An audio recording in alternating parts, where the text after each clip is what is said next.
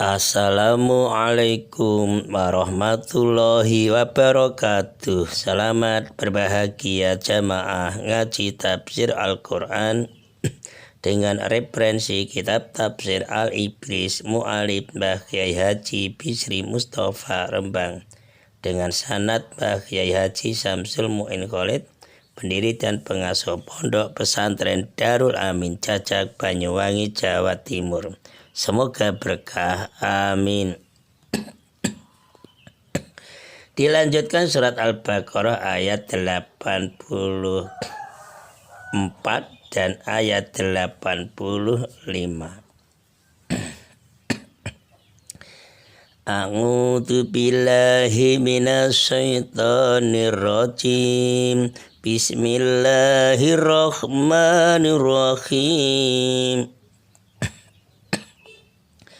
Wa id akhadna mitsaqakum la tasfikuna dima'akum wa la tukhrijuna anfusakum min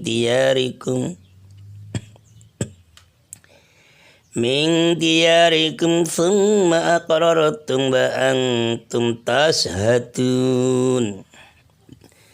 Thumma antum haula'i taqtuluna anfusakum wa tukhrijuna fariqan minkum min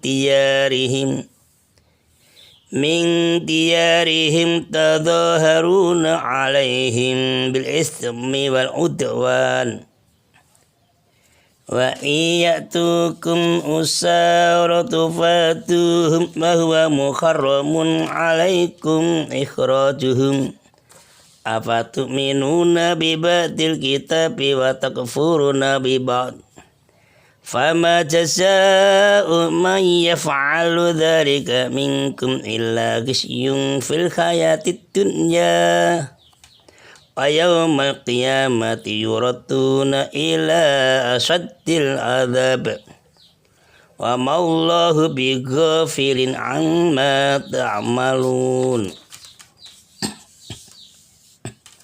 Wa itakhadna lan ing nalikane mundhut sapa ingsun Allah misaqakum ing janji ira kabeh la tasfikuna ora kena ngutake sira kabeh dima'akum ing pira-pira getih ira kabeh wala tukhrijuna lan ora kena nundung sira kabeh anfusakum ing awak ira kabeh min diyarikum saking pira-pira negara ira kabeh kampung halaman. Summa aqrartum mongko nulina tepake sira kabeh wa antum kalita sira kabeh iku tasaduna padha nyekseni sira kabeh.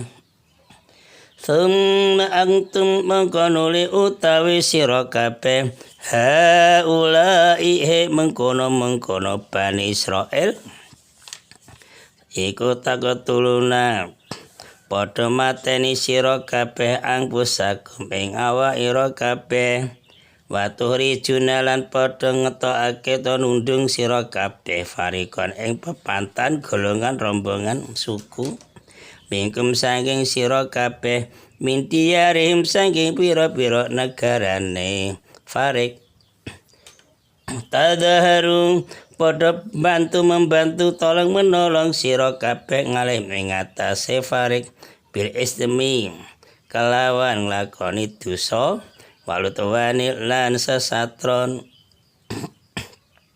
wa in ya'tukum lan lamun nekani sapa Bani Israil to farik ing sira kabeh usara khalid dadi boyongan tufaduhum mongko nebusi sira kabeh ing farik wa huwa utawi kelakuan iku muharamun den haramake ngalaikum ing atase sira kabeh apa ikhrajuhum nundung farik apa tu manuna ana ta padha iman sapa sira kabeh bibatil kitab kelawan sebagian kitab wa takfuruna lan padha ngupuri sira kabeh bibatin kelawan setengah kitab Fama mongko ora ana apa jasa uman utawi walese wong ya falu kang lakoni sapa man dalika mengkono al imanu bil bati wal ukfur bil bati. Jadi tidak iman semuanya kepada kitab, cuma sebagian. Mingkum sangking sira kabeh ila kisyun angin ino hina fil hayati dunya ing dalem urip ana ing alam dunya wa yaumil kiamat lan ing dalem dina kiamat. Yuratuna bakal den balekake sapa man yaf'al ila asatil adabi maring luweh banget siksa wa malan ora ana Allah ta Gusti Allah taala iku bigo filindat kang lali amma sange barang tak maluna kang padha nglakoni sira kabeh ing Allah tidak lupa. Keterangan surat Al-Baqarah ayat 84. Di situ dengan tema Bani Israel mengingkari janjinya kepada Allah. Dalam ayat ini Allah telah mengambil janji dari Bani Israel. Janjinya agar mereka kaum Bani Israel benar-benar menjauhi pertumpahan darah, peperangan di antara mereka. Dan tidak saling mengusir, tundung-menundung dari negeri masing-masing. Itu sudah perjanjian. Mereka adalah merupakan kesatuan bangsa. Kenapa? Karena satu agama dan satu keturunan, yaitu keturunan dari Nabi Ibrahim. Nabi Ibrahim punya anak, Nabi Ishak punya anak lagi, Nabi Yakub, sampai Yahudi. Masing-masing adalah merasa bahwa diri dan darahnya adalah diri dan darah kaumnya. Ini kan sudah di Indonesia juga mencontoh seperti ini. Sumpah Pemuda, satu bahasa, satu bangsa, satu tanah air. Bahkan Pancasila sila ketiga, persatuan Indonesia. Jadi itu terus sampai generasi, sampai hari kiamat harus bersatu. Itu oleh Allah di janji itu di tepatnya atau tidak ke Bani Israel. Nah, ayat ini juga mengandung larangan mengerjakan kejahatan-kejahatan yang dapat dijatuhi hukuman mati atau kisos. Jangan sampai terjadi kisos atau kejahatan berupa pengusiran dari kampung halaman yang berarti itu membunuh diri sendiri. Bila mana mengerjakan suatu kesalahan yang dapat dijatuhi hukuman mati, maka berarti membunuh dirinya sendiri. Maka pada akhir ayat ini Allah menyatakan bahwa orang Yahudi pada zaman Kanjeng Nabi Muhammad SAW mengaku menerima janji itu. Bahkan mereka menjadi saksi atas janji itu. Ya, saking pemberaninya itu. Ayat 85. Dalam ayat ini disebutkan kenyataan tentang pelanggaran orang Yahudi terhadap larangan Allah. Memang di Madinah sejak sebelum Kanjeng Nabi Muhammad SAW itu sudah terdapat 3 suku Yahudi di Madinah itu. Jadi 3 suku Yahudi yang sudah ada di Madinah sebelum Kanjeng Nabi Muhammad SAW itu hijrah ke Madinah. Yaitu 1 Bani Qainuqa, 2 Bani Nadir, 3 Bani Quraisyah. Nah, ketiga suku ini terlibat dalam perang saudara yang terjadi antara kabilah Aus dan kabilah Khoros. Keduanya penduduk asli kota Madinah. Nah, Bani Qainuqa dan Bani Nadir adalah sekutu kabilah Khosros. Sedangkan Bani Quraisyah adalah sekutu kabilah Aus. Dua kubu yang di situ terjadi dua kelompok antara suku Yahudi yang terjadi peperangan nanti itu. Maka dengan demikian terjadi peperangan dan usir-usir antara sesama kaum Yahudi sendiri. Betul. Baik Qainuqa, Bani Nadir, kemudian perang dengan Bani Quraisyah. Ayat ini menerangkan bahwa sesudah menerima janji yang kuat itu, mereka itu kaum Yahudi merusaknya dengan membunuh saudara-saudara mereka sendiri. Mereka saling membunuh sebagaimana telah dilakukan oleh orang-orang terhadap mereka. Sedangkan mereka mengaku bahwa janji Allah itu juga dikenakan pada mereka. Sebagian orang Yahudi membantu orang-orang Arab yang telah menjadi sekutu mereka dengan membuat dosa, contohnya seperti pembunuhan dan peperangan, dan membantu mereka di dalam permusuhan seperti pengusiran dari kampung halaman. Terus orang. Nah di sini apabila ada yang tertawan, baik orang Arab ataupun orang Yahudi yang bermusuhan, maka untuk melepaskannya mereka meminta uang tebusan. Nah, masing-masing golongan Yahudi menebus bangsanya yang menjadi tawan itu. Walaupun tawan itu musuhnya lah ini. Mereka mengemukakan tawanan-tawanan bangsa yang suci itu. Jadi mereka mengemukakan itu alasannya apa? Di dalam kitab suci Taurat itu memerintahkan agar menebus tawanan-tawanan bangsa yang suci, itu bangsa Israel. Dianggap bangsa yang suci. Nah, di situ jika ini mereka orang Bani Israel benar-benar beriman kepada kitabnya seperti yang mereka katakan begini, mengapa mereka mengusir saudara-saudara dari kampungnya, sedangkan kitab Taurat isinya melarang mereka berbuat begitu. Nah, kalau demikian, bukankah itu berarti mengejek agama?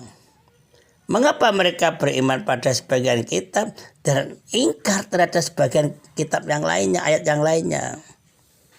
Kita orang Islam tidak usah ikut-ikut itu. Kita yakin Al-Quran itu diyakini semua, tidak usah pilih-pilih. Allah telah membuat janji dengan Bani Israel di dalam kitab Taurat agar tidak saling membunuh, agar tidak saling mengusir di antara sesamanya.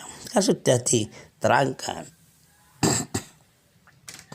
Dalam kitab Taurat disebutkan, siapa saja hamba lelaki atau perempuan dari Bani Israel yang kamu dapati, bayarlah harganya dan merdekakanlah dia. Ini. Namun mereka tetap saling membunuh di antara sesamanya, melanggar dan tetap saling mengusir, menundung. Berarti kan mereka orang Bani Israel itu menyalahi janji mereka sendiri kepada Allah. Menyalahi janji kepada Allah. Jadi apabila ada yang ditawan,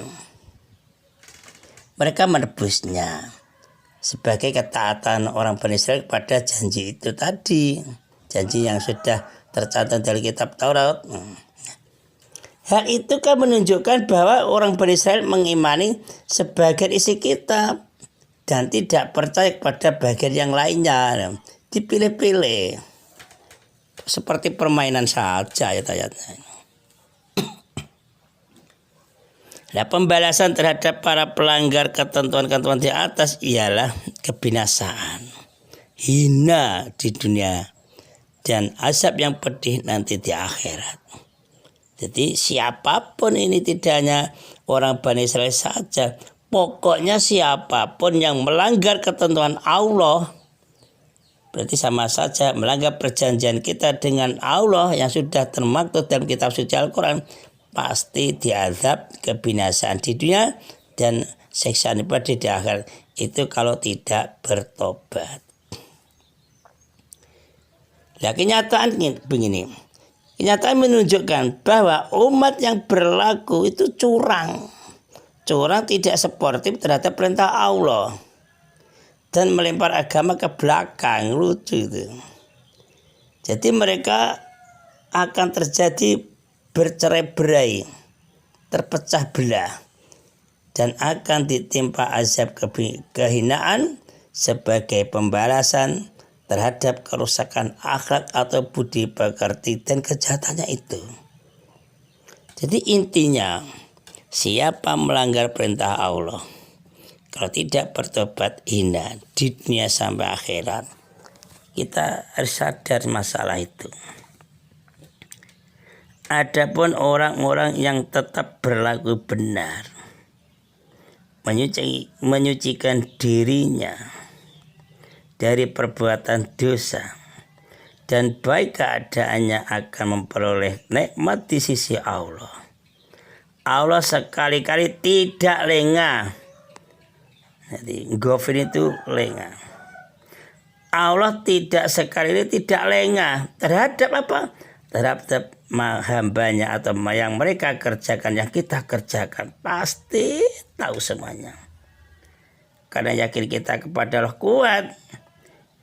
Kita duduk seperti kita tinggal sini.